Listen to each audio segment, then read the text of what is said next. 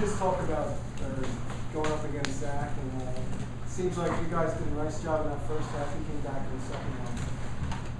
I mean, you know, you credit Zach because of the types of shots he was making. I mean, on a degree of difficulty scale, I mean, they were a high degree of difficulty.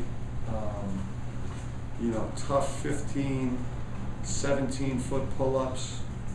You know, he had a great game.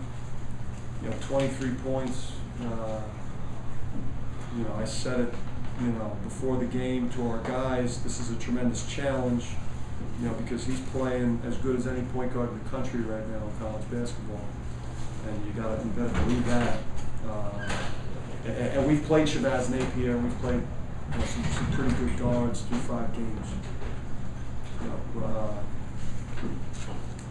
we had eye contact during the game, and just so proud of who he is and what he's become. Dan, 5 minutes left. You're on the road, you're here, you have some young guys on the floor, the score is high.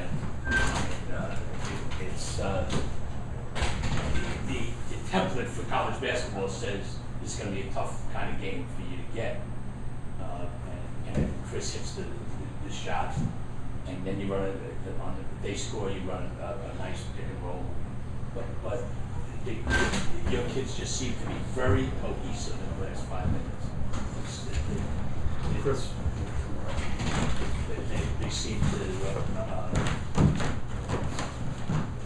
every time you needed a big play, a big play was made.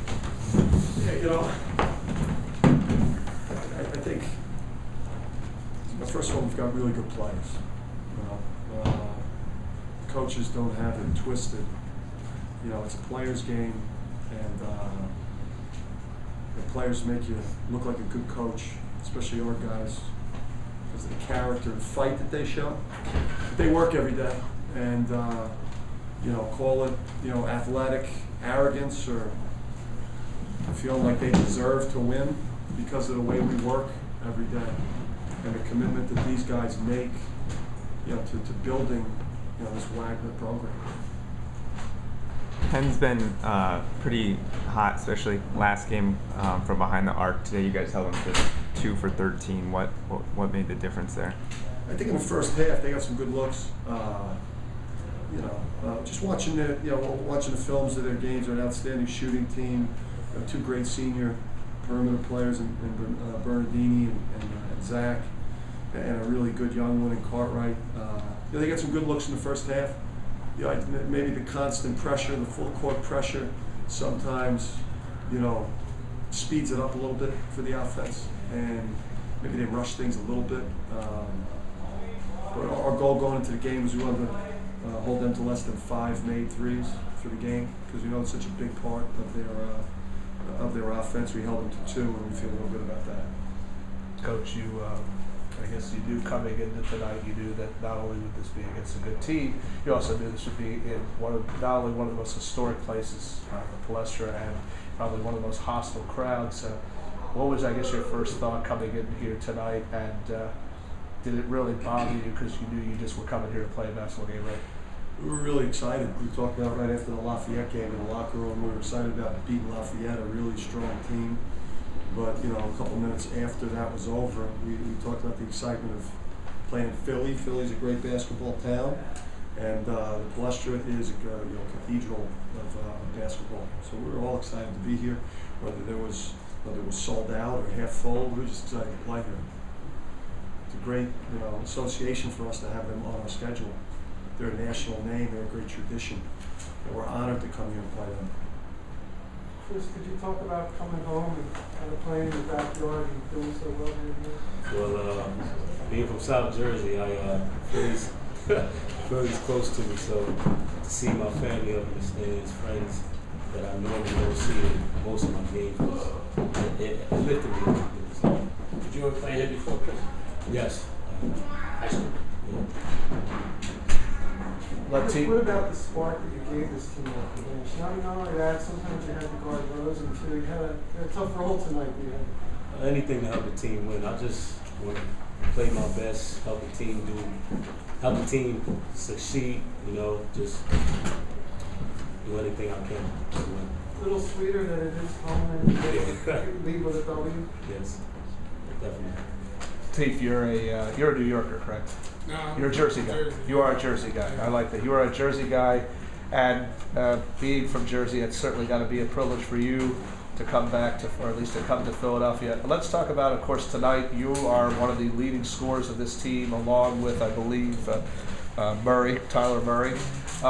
Your biggest challenge was Zach Rosen. So you knew coming into tonight this was certainly going to be a challenge. So how big a win was this for you, and beating a good player like Zach Rosen, who's also a Jersey boy? Well, we all know that Zach Rosen is a great player. You know, we just try to limit him as best as we can, and to come out with a win, it was big. Like Coach said, to come play at a historical place like this is exciting, and to come out with a win is big. Coach Hurley, could you talk about the play of Chris and also Josh Thompson off the bench as well for you tonight? That's why, you know, listen, we've done a really good job recruiting good players. But, you know, the reason why, you know, in year 2, you know, that we're having this early success is because of the sacrifice and the acceptance of what our team needs. You know, with Chris and Josh in particular. You know, Chris is, you know, going to be a 1,000-point scorer. Has started most of his career. I mean, he doesn't get his name announced to start the game every game, but he's a starter for us. And we've got like 7 starters because we've got, you know, 7 guys playing basically the same amount of minutes. But his attitude, that is allowing, you know, our team to have the success that we're having right now. Be easy for a guy who's had the career he's had coming into this year individually. To pout, be a divisive force, it would almost be understandable. He's the reason we're at where we're at. Chris, the shot, is that a broken set? What happened? No. I drew it up. It seemed. Yeah, Coach drew that up. I mean, they just lost. Nah, they left me in the corner, and I was open for a little bit, but fortunately, my teammates finally saw me. There wasn't no way I wasn't going to put that up. And Keith, how good is it when you run the pick and rolls in practice for 3 hours every day, and then finally you get one and it's like you draw it up, and it's like picture perfect just when you need one? Yeah, it's great. You know, we work on a lot of stuff, a lot of in-game situations. So, I mean, to be able to translate the in-game situation from practice to the actual game is big. And you guys came in here from the way you play defense. It was like the whole idea was we're going to wear these guys down. Yeah. Well, like we kept mentioning in the locker room, you know, Zach Rosen is the key player, and we felt like if we were able to wear him down a little bit, even though he came on strong in the second half, but we felt like if we wear him down a little bit, we have a better chance to win. Coach, I was going to say your next big game is Delaware State, I believe, after the Thanksgiving break. So you guys certainly, the 3 of you certainly have at least can enjoy Thanksgiving and enjoy this one at least with a good victory. And by the way, just in case if you ever need Philly players, you let me know. You know I'm the guy. But just talk about what your next assignment is against Del State and how good a matchup this will be. I don't think we've had a day off, and we're at the absolute NCAA maximum right now because we've played 5 games in 10 days. 10 days. So we're off tomorrow, and that's really great. You know, and to do that with a win against a team that's going to play at the top of their conference and just beat, you know, a team that's at the top of ours, I think it's a great confidence builder for us.